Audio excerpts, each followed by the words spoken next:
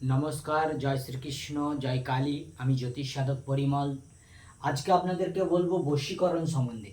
বশীকরণ টোটকা কি টোটকা? বশীকরণের টোটকা অনেক রকম হয়, কিন্তু বশীকরণ টোটকার মধ্যে এটি মন্ত্র টোটকা। মন্ত্র পাঠ করলেই এটি বশীকরণ হবে। 7 বার পাঠ করবেন।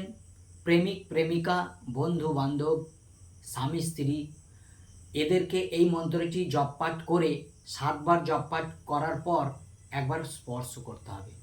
একবার স্পর্শ করলেই এটি কিন্তু বশীভূত হবে। কি সেই মন্ত্র? ওম কামদেব হস্তপূর্ণ উত্তমং কুরু কুরু সাহা। তাহলে কি বললাম?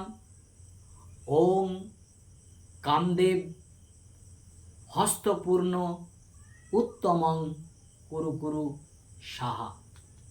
এই মন্ত্রটি 7 বার পাঠ করে যাকে বশ করবেন তার গায়ে একবার স্পর্শ করবেন, ব্যাস।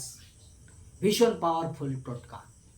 এটি ব্যবহার করুন, দেখবেন কাজ পাবেন। যাই হোক, ভালো থাকবেন। জয় গুরু, নমস্কার।